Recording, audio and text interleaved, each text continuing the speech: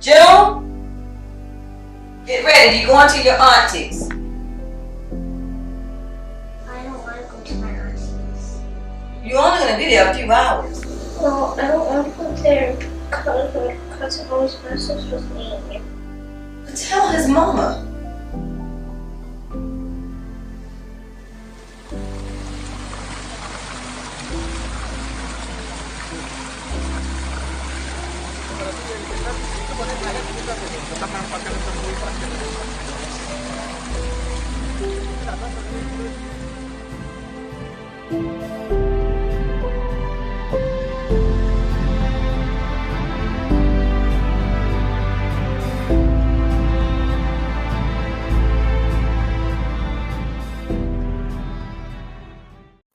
Hi, this is Lejeune, Mind, Health, and Wellness with Lejeune. You guys are going to be astounded by my guest today. Her name is Carrissa Kai. She is a trauma informed body transformation coach and founder of Keep Me Curvy. I love that. Welcome, welcome, welcome. Can you tell the people about yourself and give a background about who you are? Yeah, sure. Thank you for that introduction, and that was really kind. So, my name's Carrissa Kai, and like Lejeune said, I am a trauma-informed body transformation coach and founder of Keep Me Curvy. I am a social work trained. I also have a master's degree in understanding domestic violence and sexual abuse, so gender-based violence, and that really was around the interplay between domestic violence, sexual abuse, and mental distress. So that's sort of my educational background. As I was sort of entering, the world of work, I decided that I actually wanted to be a domestic violence advocate. So I worked with women in, refuges and in the hospital who had been abused and who were coming through the doors.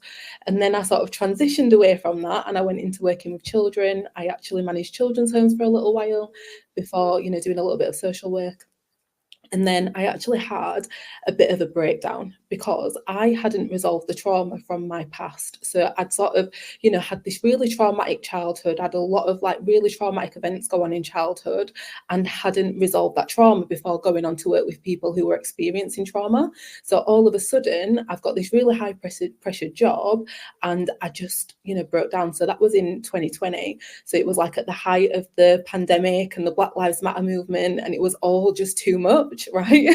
So I'd always struggled with my weight. Like since childhood, I was always the chubby girl, always ate too much, like always being overweight, but it was almost manageable. Like I was like, I kept it at a decent size. Like I wasn't too big, but I was still chubby. When the pandemic happened and I sort of, had the breakdown, I lost my job, I lost my home, I lost everything basically. Yeah, and I sort of turned to food. Like food was always a comfort for me, but at that time it just accelerated. I really did start eating and eating a lot. And in the course of maybe 6 months, I'd put on about 6 stones in weight, which is like 84 pounds. So I was, yeah. So I woke up and I was like, oh my God, I was anxious. I was like riddled with anxiety, panic attacks. I was depressed. I was suicidal. My mental health was in a really, really bad way. And then at the end of that 6 month period, I sort of, it's almost like I came to my senses. I looked at myself and I said, okay, so you've lost everything. You're at rock bottom. Your body has got to a point where you don't recognize yourself when you look in the mirror because you're so big. What are you going to do about it? And it was a real struggle to really climb out of that ditch that I felt like I was in at the time. Yes. I can relate to so much of what you just said. It's something, I think, a topic that most people don't discuss because it's the fear of being judged, of the what happens when you hit rock bottom. It looks different for many people where they turn to food or they turn to alcohol or they turn to drugs, or it could be the opposite of they don't eat, they isolate themselves. Just so many factors within that. So I thank you for your vulnerability of sharing that because, that is a kind of a touchy topic because people start looking at, okay, wow, that's my story. Mm. Um, so at what point for you that you made the decision, you know what, I don't want to keep living like this. I don't want to keep this weight on anymore. What was that breaking point for you where you said enough is enough? Because for most people, it may be chronic illness. For most people, they look in the mirror and they're like, oh, I'm done with this. Hell no. I'm tired of buying bigger size clothes, because when you start buying bigger clothes, it starts to get more expensive. Yeah. So, what was that point for you where you were like, enough is enough? I think for me, at that point, I didn't have a choice. So it was a choice between you either get back up and you get better, or you stay on the ground. And, who knows where I would have been. Like, I didn't want to be here. So I had to look in myself in the mirror and say, actually, I want another chance at life, because I felt like my life was over. And I said to myself, I looked at myself and I said, I want another chance at life. And I'd lost weight in the past. So I knew I could do it, because I'd done it before. So I was like, right, you can do this, you know what to do. And I set out on a weight loss journey, but actually I through that weight loss journey, I healed from the past, because I knew that emotional eating was a problem. So I was like, okay, I need to really get to the root of the problem, and I need to sort out what's going on inside. So that was a part of the journey. And then also, like, healing from anxiety and depression, and, doing all of that work. And that really, I started out on a weight loss journey, but it was like a transformation journey in terms of who I was as a person. So yeah. And I think that's something that we deal a lot of time with, even clients that come to us. They'll say, well, I lost the weight before, or I did this program, or I did this, or I did that. But it's the inconsistency where they end up gaining all the weight back, or they end up gaining a larger amount of weight, more than where they were before. Mhm. So, as you touched on that, what was it? And also, you're touching on so many things that people don't touch on. Everybody wants a quick fix. Yeah. Everybody wants, I want to lose it now. I want to lose it now. But they're not looking at, okay, let me heal what's going on internally so my external can match Yeah. my internal. And we're not trying to make the two come together. We're just trying to make the outside look pretty, but the inside is just dark and dirty and broken. Yeah. What was it for you where you said, you know what, enough is enough? I need to heal my inside, because my inside is affecting how I'm looking outside.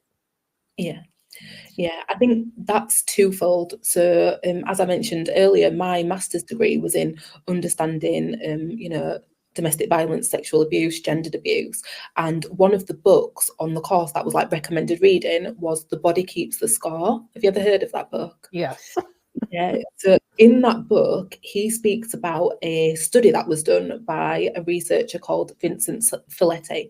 And he found that actually a lot of women who were obese, and men, but women primarily, who were obese had got that way because of sexual abuse, childhood sexual abuse, and that the weight was like a barrier.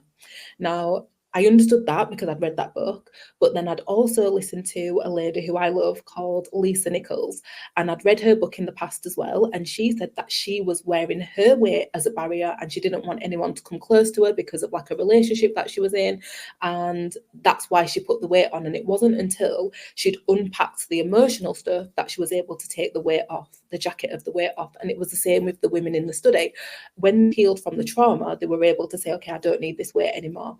So I looked at me and I was like, right, why have I got this weight on?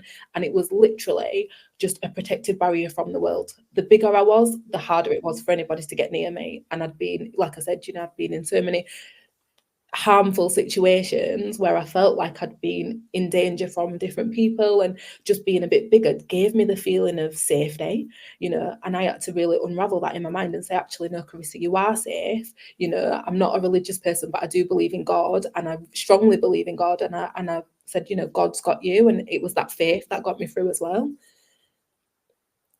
I think that's, definitely huge because I think a lot of people look at, okay, I'm trying to put this barrier on where it's the weight. Um, if I'm attractive and I've been sexually assaulted or I've been in a domestic situation, I'm less likely to attract someone that's interested because of what I've experienced. And sometimes that, and it also looks different because for me, I was sexually assaulted and molested, and mine wasn't weight. I wanted to be skinny. So after a knee injury and trauma and things that happened, I ended up gaining the weight. So, I just wanted to point out for other people who are struggling with some type of trauma, it can look different for different people. It's not the same for everybody. And just because you skinny don't mean you healthy, because there's a whole bunch of skinny people out here that are unhealthy. So Yeah. just want to, kind of touch on that. Can we talk about the population that you serve, and why did you feel that it was important to reach out and help that community?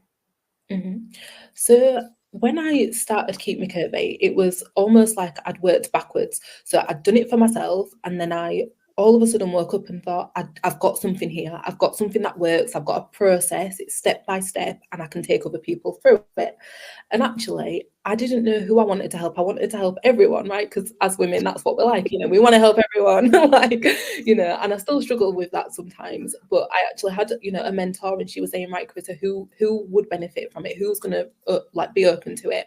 And then I thought, well, as a Black woman, I know how important it is for me, especially to have safe places where other Black women are, where we all have sort of similar experiences, similar life and lived journeys, So my primary client base is older. So when I say older, I'm not saying old, but older than me. So I'm 31. My client base are actually women who are 40 to 55, even 60. I've got a lady who's 60, and they're African American women who obviously are based over in the US and going through menopause, perimenopause, and have struggled with weight sort of maybe all their life, really.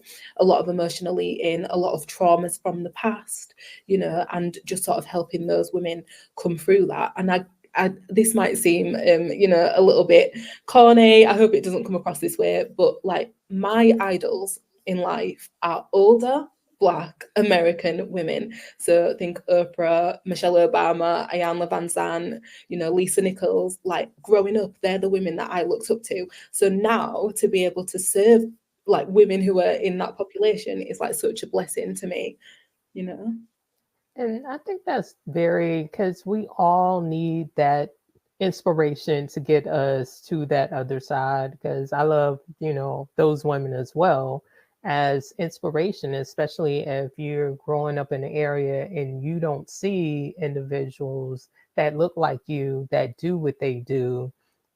It's like, okay, how often? And same thing when, we go to the doctor. If you go to a doctor and you're seeing everybody that doesn't look like you, or a dentist that doesn't look like you, how can they relate to your body? Because our bodies are different. And a lot of people don't understand that when it comes to vitamins. The vitamins were ideally made for Caucasian people, it wasn't made for all races.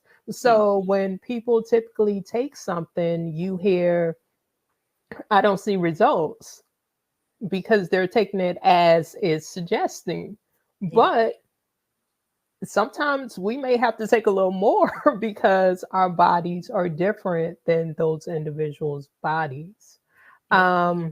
I want to touch on for you, even though, the transition with your job what was it that you said, you know what, I want to venture on my own instead of going back and finding another job in social work and working with domestic violence and working with kids? What was it for you? Yeah, I think I sort of knew from the get-go that I wouldn't ever stay in social work. And the reason why is because over here, especially, well, I'm sure everywhere else too, but I'm here, so like in the UK, so I know what's going on here. But the system is broken. It's not fit for purpose. It doesn't get to the root cause of the issue. You're firefighting, you're not really doing much. There's no real change being made. It's like an admin. You've got an admin job and you sort of go out and see people every so often. So I knew I was never going to stay in that. And then when I did get to a point where actually I was like, okay, I could sort of envision myself, getting back up again. I was like, I really want to get to the root cause of people's issues. And it's not like I've abandoned that social care side of things, because I haven't. I still work with the women that I work with on, healing from trauma and healing the past and, creating a better life for themselves. So my sort of motto is transform your body, transform your life. Um, but yeah, I guess the domestic violence system over here is broken as well. So I describe myself as a womanist, and a womanist is a term coined by Alice Walker, who wrote The Colour Purple, and she sort of says womanism is to feminism as purple is to lavender. The feminists really champion women's rights, which there's nothing wrong with that, but they exclude women of colour. Our rights don't actually get included in that narrative of feminism. And they also really, in my opinion anyway, they really sort of go hard against the men. Now, with womanism, the reason why I really resonate with womanism is because men are included. And I feel like actually we need men. We need to have a strong society based on the family. And, men and women have different roles, and that's great. So yeah, I couldn't go back into a feminist organization knowing that they just tear down men and they don't really support women to be the best versions of themselves. So that's really why I didn't go back into the domestic violence sector either. Totally agree, because I think and I believe and I know that we have taken the roles of males out. I grew up before my dad died in a two-parent home, and my dad was the head. He worked. My mom was a stay-at-home mom, and she took care of the home and the family and everything. Um, and it just, seeing how things are going now, where we're going half and half on bills and you're married, or you're borrowing money from your spouse, and it's like you borrow money from your friends, not your spouse. Like, what? So we have lost track of what our roles are and what that looks like. And most times we've had to, women had to have to become independent and take on the masculine role. Totally understand that. But, sometimes we do also have to understand that God's purpose was for men to be the head Yeah. and for us to stand beside them, and not to beat them down. But, Yeah. just definitely wanted to reiterate on what you were saying, because that is so true. Um, and that's pretty much, the same here with our system. It is broken, where I understand the ideal of placing kids back in the home with parents, because you want the parents to be a part of their lives. But 9 times out of 10, the parent still isn't ready and doesn't want the kids, and the kids end up hurt or dead or whatever the case is, or back in the system again, where you're confusing them when they could be Yeah. in a loving home. So totally understand. I used to work in case management, so totally understand the system is broken in the US as well. Um, so how does your sessions go with clients, so people can get an idea of working with you? What does that look like? So I actually offer three different services. So I've got a one-to-one coaching offer, a 12 and which is 12 weeks, and then a group coaching offer, which is also 12 weeks, and I have like a membership, which I'm calling the Keep Me Curvy Self-Love Club. And I'll explain why it's called that in just a minute.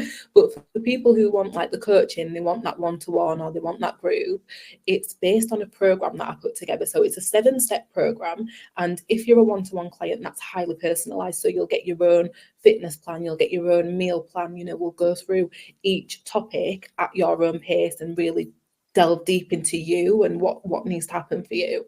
The group, I actually love group coaching, and I'm working with a group of men at the minute, so that's been interesting.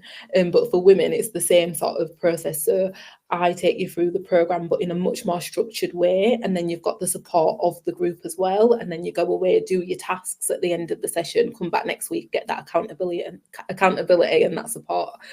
So that's the two sort of offerings for coaching. The women who've been through my coaching program, they've done amazing. They are absolutely shining and they keep going. I think one of my ladies said it best. She said it's not about how much weight I've lost, even though she has lost a lot of weight. She says it's about how much confidence she's gained. And we've actually got a group retreat to the Dominican Republic coming up. So we're in December, we're going to be in the Caribbean, which I'm so excited about. Yes, it's amazing.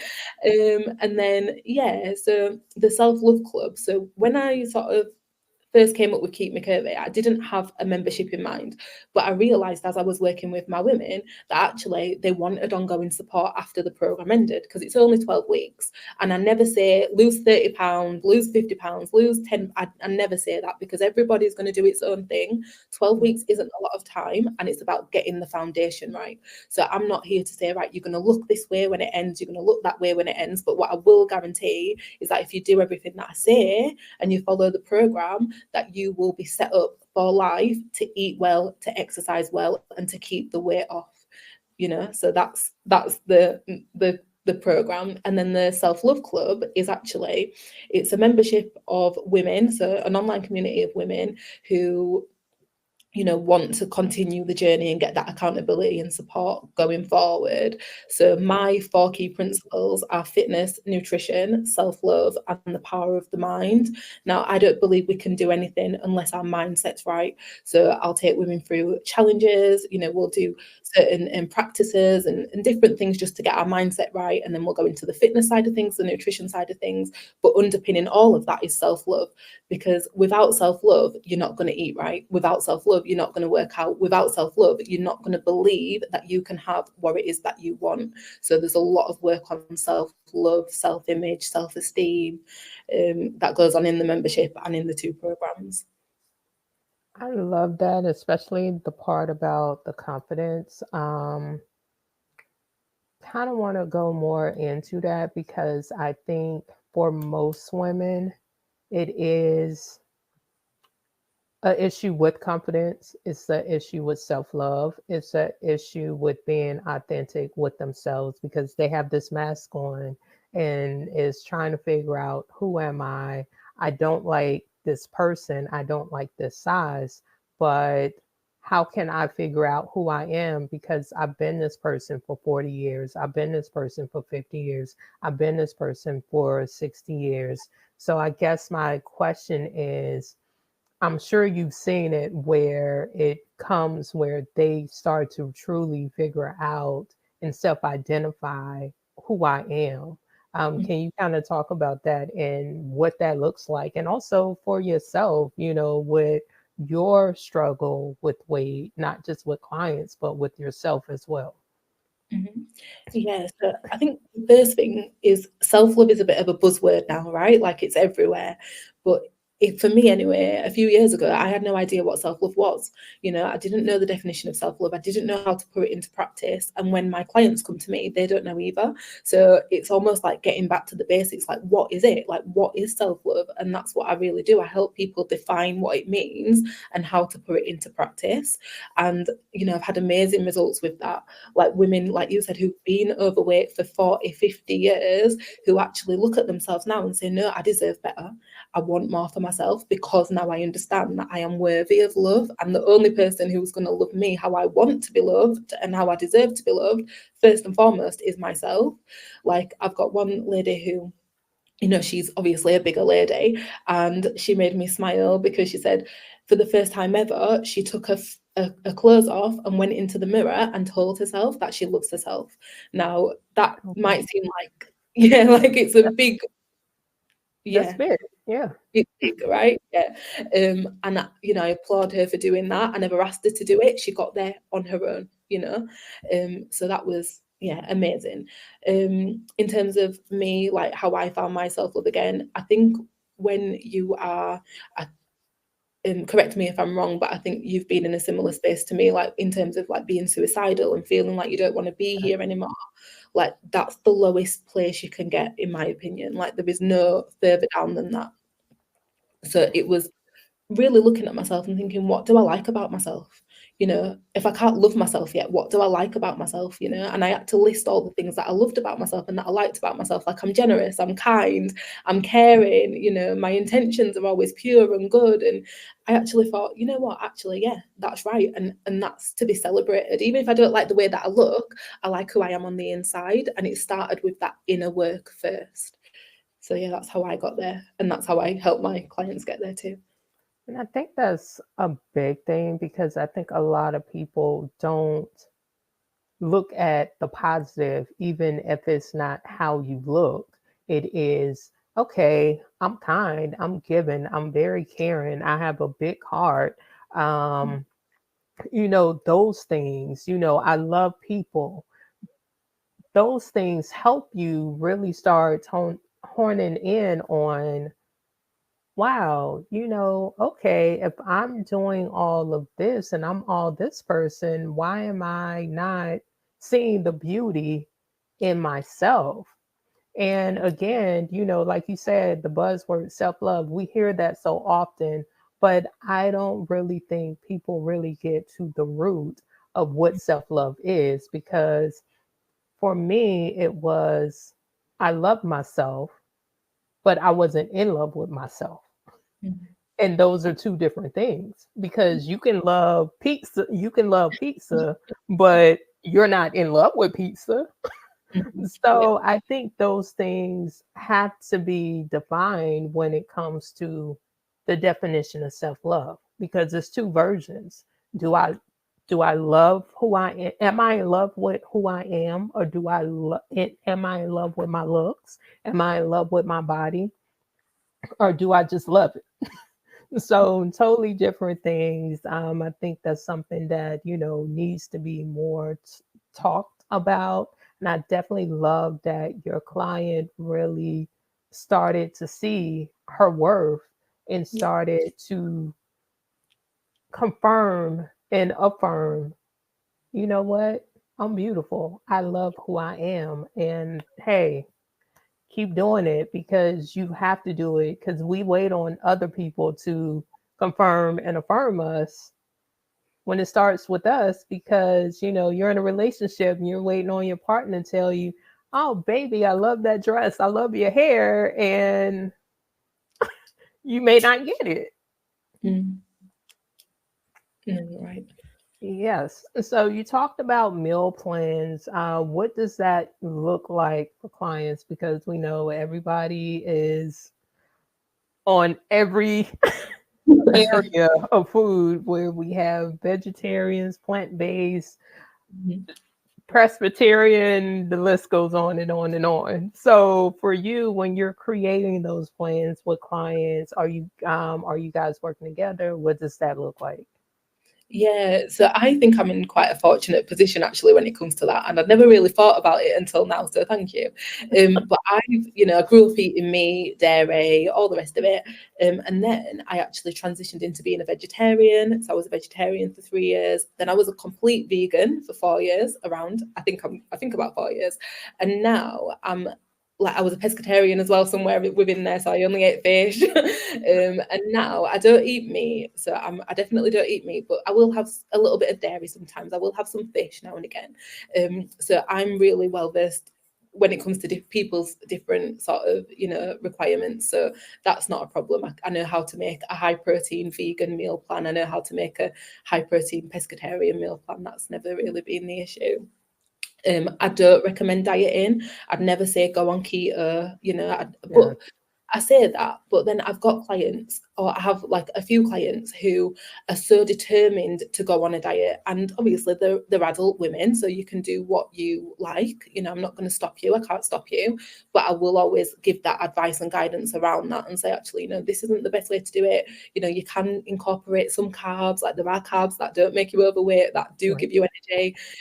So yeah, I don't ban anything. Like, it's not like I'm saying low fat, low carb, nothing. The only thing that I do say is that our diet should be higher in protein, especially for women who are, menopausal, perimenopausal, because muscle loss starts to occur around that time. And we literally are what we eat. I don't think people realize that so much, but when we eat protein, it actually replenishes the muscle if you actually do strength training as well. It's the same with fat. Like, people are saying, oh, I want to do low fat, like I can't eat fat. And I'm like, no, fat's good for your hair, your skin, your nails, your eyesight. Like, there's so many different benefits to eating all the food groups.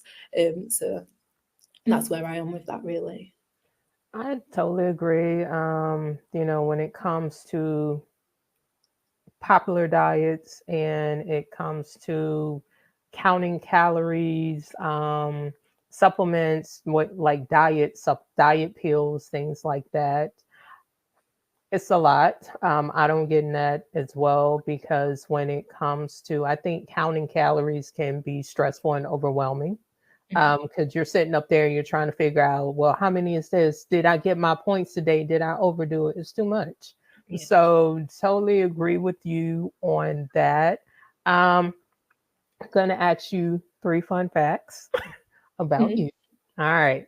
The first one is, how do you provide yourself health and wellness, and what does that look like for you? Okay, so I'm somebody who loves structure. If you can't tell already, I love structure. And at the minute, I'm actually doing my own challenge. So I've got the Keep Me Curvy Self Discipline is Self Love Challenge, and that's a 90-day challenge. So I'm on day 75 now, I think. Oh, And wow. what that yeah, what that looks like for me is every day I do 7 different things, and this is like the basis for my health and wellness. So I drink 3 liters of water a day. I can't remember what that is in ounces, but I think it's like nearly 100 ounces. So I drink the water. I think that's so important. Like, our health depends on water. And again, that's something that most people don't really consider. Right. I eat my whole foods. I don't eat ultra processed foods. I don't eat sugar. So if I do that, I get a tick, and I do that every day because that's just my lifestyle now. I work out for 45 minutes. I take my menstrual cycle into consideration. So if I'm on, you know, in that at that time of the month, then I don't work out those 3 days, and I sort of cycle my workouts around my menstrual cycle. I also write out 3 things that I love about myself every day, and that keeps my mental health and my spiritual health strong. I have time with God every day, and yeah, that's pretty much what I do, really.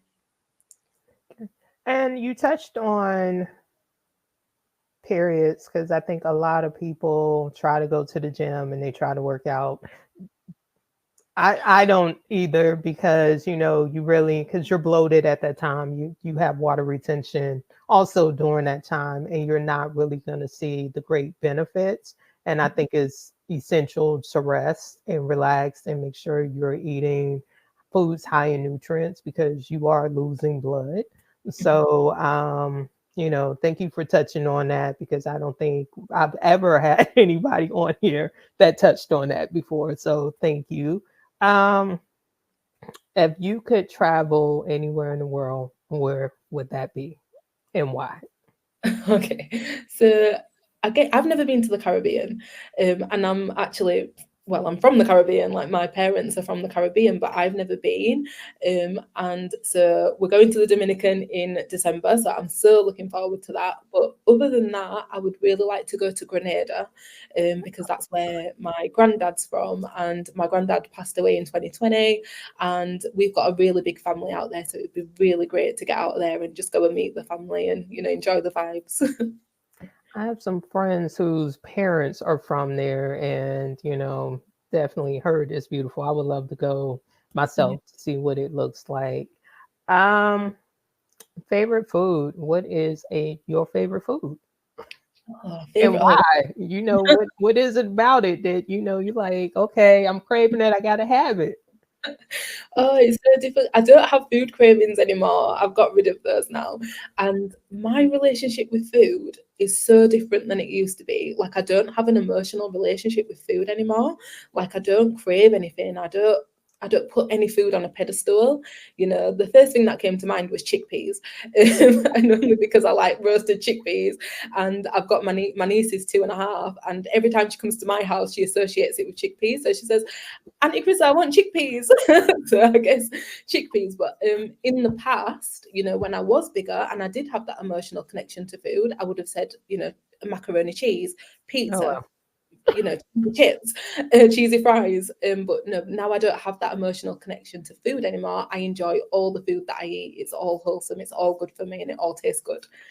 So So, as you said that, I do want to touch on that for people who are having that emotional connection and that craving. Can you kind of talk about what was it that helped you change that so they can pinpoint, you know what, okay, I can change this because I don't want to feel like because I'm having a stressful day, I need to get a bottle of wine or I need to go to whatever restaurant and grab the greasiest, cheesiest burger and fries. So, can you kind of elaborate on how that worked for you? yeah, so it was a process, and again, my program really goes into this process. It drills into it. It's not a quick fix, so it's not something that's going to happen overnight.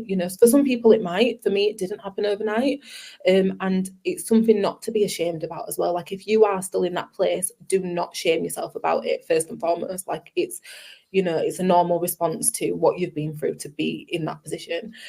But for me, how I got out of the trap, the food addiction trap, the sugar addiction trap, I guess it starts when I was 19. So I used to be a smoker. So I started smoking so young, like ridiculously young. I was 11 when I started smoking cigarettes, and I didn't stop until I was 19. But I really wanted to stop along the years, and it's so hard. For anyone who's ever smoked cigarettes, you'll know how hard it is to stop. It's ridiculously hard. And somebody said to me, read this book, and it was called The Easy Way to Stop Smoking. So Mm. I read the book, and at the end of the book, I didn't want to smoke. So he says in the book, he says, have your last cigarette. So I remember being 19, I had this cigarette in my hand, and he said, now you've got to smoke it. And I just didn't want to smoke it. And I smoked some of it, I put it out, and I was like, oh, that's it. And I'm 31 now, and I haven't smoked since. I've never desired to smoke since. So fast forward, and I've got all this weight on me. And I realized that the same author has got a series of books around weight loss. So he's got, which books has he got? He's got The Easy Way to Lose Weight Now, and my personal favorite, which is Good Sugar, Bad Sugar. So anybody who knows me will know I always say if you are stuck in sugar addiction, which is sugar, like added sugars, sweets, that type of thing, fizzy drinks, but also white refined carbohydrates, pasta, pizza, bread, read Good Sugar, Bad Sugar. Once you read that book, you don't want to eat it at the end of it. But so that's my tool to use, and I want everybody to just have that and read that. But I realized that wasn't the whole picture. So I fell back into the trap. I fell back into the trap, and I didn't know why I was still eating these foods. I knew I shouldn't be, and I'd read the book again and I'd stop eating it, but then I'd fall back into the trap, and I'd be like, well, what's going on? And I realized it was a few things. Number one, I wasn't aware of what the food industry were actually doing. So marketing draws us in, advertising draws us in. They hide sugar in absolutely everything, so that we keep going back for more. Things that shouldn't have sugar in because they know it hooks us. So it's almost like I was sabotaging myself without knowing I was sabotaging myself, because sugar's addictive. The more you eat, the more you want, even if you don't know you're eating it. Right. So I was like, right, okay, I need to understand what the sugar industry is doing, the food industry is doing, that keeps me going back for more. Once I knew that, I knew how to avoid that. Then it was comes down to self-love again and self-preservation. Like, we all know how harmful sugar is. It causes diabetes, it causes heart disease, it causes cancer. You know, people are going blind from diabetes complications. I know people who've had the legs amputated because of diabetes complications. You know, there's a statistic out there that says actually sugar and ultra processed food is the number one killer of people in the modern world, and it's taken over tobacco and cigarette smoking as that number one killer. So it comes down to, like, how much do you love yourself?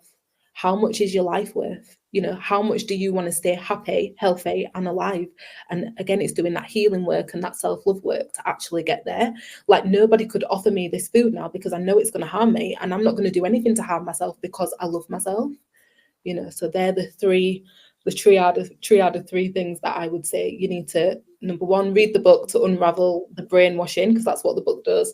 Then have a look at what the food industry is actually doing so you can avoid their traps, and then also have the self-love in place as well, so you don't want to do that to yourself anymore. Can you give the name of the book again for people who are interested in getting it? Yeah, so it's called Good Sugar, Bad Sugar, and it's by a man called Alan Carr. And actually, I've literally just had this thought today. So I'm doing a sugar addiction workshop, so where I talk about all the three things, the brainwashing, etc., etc. And I'll always recommend that book at the end. But a lot of people can't get through the book, and I realise they can't get through the book because they're not aware yet that they need to. So it's really strange. I'll recommend it to people, and the people who have read it, the clients who have read it, that's it. They're on the way. They're ready to go. The clients who haven't read it yet are still struggling. You know, it's almost like they're saying, well, you know, I'm still craving, I'm still wanting, and I'm saying, well, just read the book.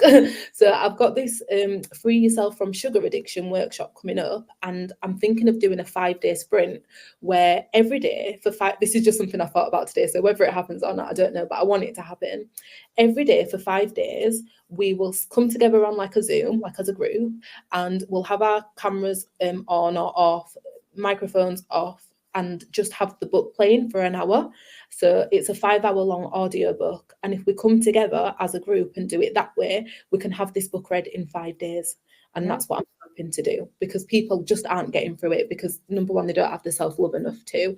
And I also find that people are resistant to it because they fear that they're going to lose a comfort, and they fear that they're going to lose a pleasure. And that's sometimes a barrier to reading the book. All that is so true. And it's also, I always look at it is they're not ready. They're not there yet. Mhm. And, you can't force somebody to be somewhere they aren't yet. And when they're ready, they'll make that transition. So, can you tell people what you have coming up and where they can find you? Yeah. So I am just in the in the process of launching the Self Love Club. So the Self Love Club will be a community of women. Like I said, we'll look across the 4 key areas: fitness, nutrition, self love, and the power of the mind. And we'll come together, weekly and do different challenges, have like live meetups. So that'll be great. I'm really looking forward to that. That will be over on, primarily I'm on Instagram. I'm trying to create like a Facebook community as well, but I'm not really well equipped with Facebook yet. So I am on Facebook, again, Carrissa Kai, or at Keep Me Curvy on all platforms, really. Group coaching and one-to-one coaching runs in cycles. So when the next cycle's like ready to start, I'll be putting adverts out. And then every so often, every 2 weeks, I have like a workshop, which is just open to anybody who can come along. They can learn about different things. Like this week's workshop is about sugar addiction and freeing yourself from sugar addiction. And so that's how people can sort of, come and get involved, really. Okay. Well, I thank you. I definitely have to commend you on what you're doing and appreciate what you're doing, because we need more individuals who understand and have lived this life, because we get so many people who haven't lived this life and they're doing it, and they are extremely hard on individuals who are trying to get healthy, but you haven't walked in their shoes. So you're trying to put somebody where you haven't been, it takes time. It doesn't happen overnight. If it happened overnight, they wouldn't be contacting us. So thank you for doing what you do. Thank you. Thank you for being here today. I really enjoyed you, and you definitely educated me on some of these books. Definitely will inform some of my clients about it, as well as friends and family who are going through diabetes issues. Because I just lost an uncle last year, who previous years he got his leg amputated and did not leave the sugar and the unhealthy foods along, which took him to his grave. So thank you, thank you, thank you again. This is LaJune. You can find me at LaJuneSingleton.com. And until next time, this is Mind, Health, and Wellness with LaJune.